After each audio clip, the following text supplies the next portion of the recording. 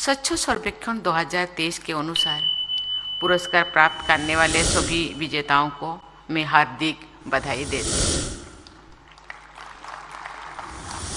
स्वच्छ Bharat mission urban को निरंतर आगे बढ़ाने के लिए केंद्र सरकार में आवासन और शहरी कार्य मंत्री श्री हरदीप सिंह पुरी जी और उनकी टीम को मैं साधुवाद देती हूँ।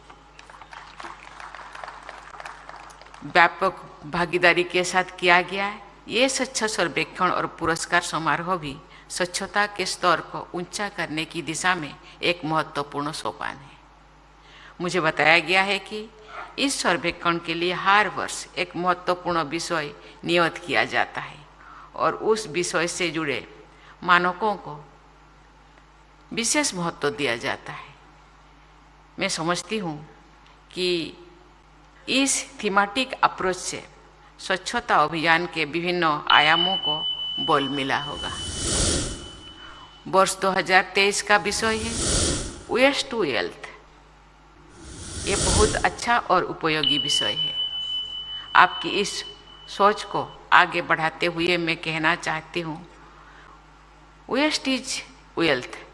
आपके सुमधुर संगीतबद्ध अंतिम में बहुत अच्छा संदेश दिया गया है। कूड़ा कचरा को कंचन में परिवर्तन करना है।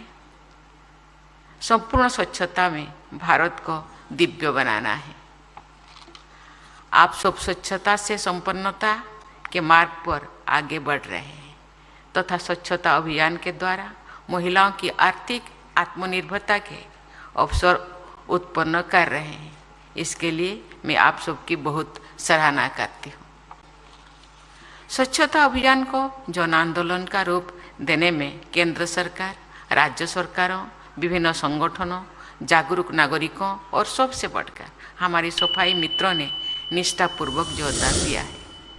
ये पूरे देश के लिए गर्व की बात है कि पिछली गांधी जयंती के एक दिन पहले यानी 1 अक्टूबर के दिन प्रधानमंत्री जी की प्रेरणा से करोड़ों देशवासियों ने स्वच्छता के लिए श्रमदान करते हुए 1 तारीख 1 घंटा एक साथ कार्यक्रम को सफल बनाया है। ऐसा करके हमारे देशवासियों ने राष्ट्रपिता को सच्ची श्रद्धांजलि अर्पित की है। स्वच्छता के महत्व पर गांधी जी के विचार और कार्य हमारी विरासत के गौरवशाली अध्याय है। सत्य और अहिंसा के साथ गांधी जी के स्वच्छता के आदर्शों को अपने आचरण में ढालकर हम सब गांधी जी के सपनों के भारत के निर्माण में अपना योगदान दे सकते हैं। हमारे सफाई मित्रों हमारे स्वच्छता अभियान के कर्णधार रहे हैं। मैं सभी देशवासियों की ओर से सफाई मित्रों को हार्दिक धन्यवाद देती हूँ। मुझे ये जानकर संतोष हुआ है कि सफाई मित्रों की सुरक्षा, गरिमा और कल्याण को सुनिश्चित करने के लिए प्रभावी कदम उठाया जा रहा है। मैकेनाइज्ड क्लीनिंग के जरिए मेन हॉल को समाप्त करके मेशिन हॉल के माध्यम से सैनिटेशन का लक्ष्य हासिल करके ही हम एक संवेदनशील समाज के रूप में अपनी सही पहचान बना सकेंगे। ये अत्यंत सराहनीय है कि स्वच्छ भारत मिशन के दूसरे चरण में सर्कुलरिटी इन वेस्ट मैनेजमेंट पर जोर दिया जा रहा है। अधिक से अधिक वस्तुओं को रिसाइकल और रीयूज करने की सर्कुलर इकोनॉमी की पद्धतियाँ सस्टेनेबल डेवलप के लिए सहायक सिद्ध हो रही है। वेस्ट मैनेजमेंट के क्षेत्र में भी ऐसा प्रणाली अत्यंत उपयोगी सिद्ध होगी। मुझे ये जानकर प्रसन्नता हुई है कि आप सब ने वर्ष 2024 के स्वच्छ सर्वेक्षण के लिए रिड्यूस, रीयूज एंड रिसाइकल का विषय निर्धारित किया है। यहाँ उल्लेखनीय है कि G20 की भारत की अध्यक्षता की सराहना करते हुए सभी सदस्य देशों ने resource efficiency and circular economy industry कोalition की स्थापना के लिए भारत के प्रति आभार प्रकट किया है। साथ ही सभी सदस्य देशों ने पर्यावरण अनुकूल वेस्ट मैनेजमेंट और वर्ष 2030 तक वेस्ट जनरेशन में भारी कमी लाने के लिए अपनी प्रतिबद्धता व्यक्त की है। जीरो वेस्ट इनिशिएटिव्स के महत्व को सभी सदस्यों देशों ने प्राथमिकता प्रदान की है। देवियों और स्वजनों, वैल्यू फ्रॉम वेस्ट की धारणा पर गहराई से विचार करें तो जाहिर होता है कि हर चीज़ वैल्यूएबल है, कुछ भी वेस्ट नहीं है। ग्रीन वेस्ट से बायोगैस बनाने और रिफ्यूज डिराइव्ड फ्यूल से बिजली पैदा करने के पीछे यही समग्र और प्रगतिशील सोच काम करती है। वेस्ट मैनेजमेंट के क्षेत्र में आप सबके आधुनिक विचारों और कार्यों की मैं सराहना करती हूँ।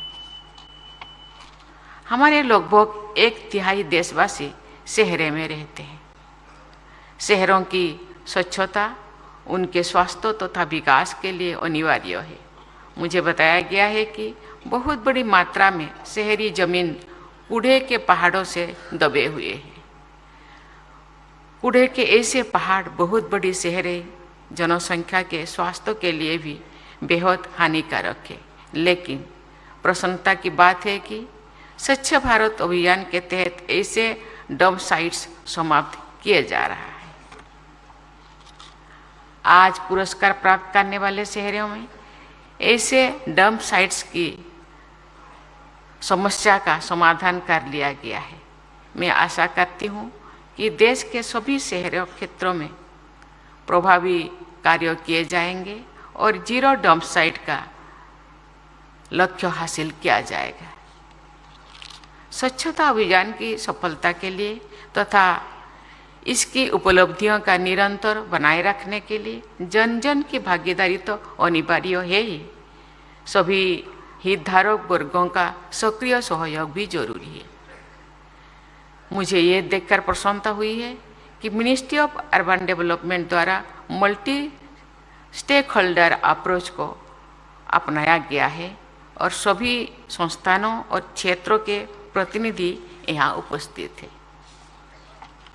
आज हमारे बीच पद्मश्री से सम्मानित असाधारण बालुका शिल्पी श्री सुदर्शन पटनायक जी सहित अनेक स्वच्छता एम्बेसडर्स विद्यमान हैं। यहाँ उपस्थित प्रत्येक प्रतिभागी से मेरा आग्रह है कि आप सब स्वच्छता के दूत की तरह अपने अपने क्षेत्रों में जागरूकता का प्रसार करें और सबको स्वच्छता कार्यों के लिए प्रेरित करें। मुझे पूरा विश्वास है कि आज के पुरस्कार विजेताओं से प्रेरणा लेकर सभी लोग और संस्थान स्वच्छता की दिशा में अपने प्रयासों को और अधिक सुदृढ़ करेंगे। हमारे युवा हमारे सबसे महत्वपूर्ण स्टेक होल्डर्स है। यदि हमारी युवा पीढ़ी ठान ले कि सभी शहरों को और पूरे देश को स्वच्छता रखना है तो निश्चय ही वर्ष 2047 का भारत विश्व के सर्वाधिक स्वच्छ देशों में शामिल होकर अपनी स्वाधीनता की शताब्दी मनाएंगे। मैं देश के सभी युवाओं से आग्रह करती हूँ कि वे भारत को विश्व का सबसे साफ सुथरा देश बनाने के बड़े लक्ष्यों के साथ आगे बढ़ें और स्वर्णिम भारत का निर्माण करें। मैं सभी देशवासियों की उज्जवल भविष्य की मंगल कामना करती हूँ। सबको बहुत बहुत धन्यवाद। जय हिंद, जय भारत।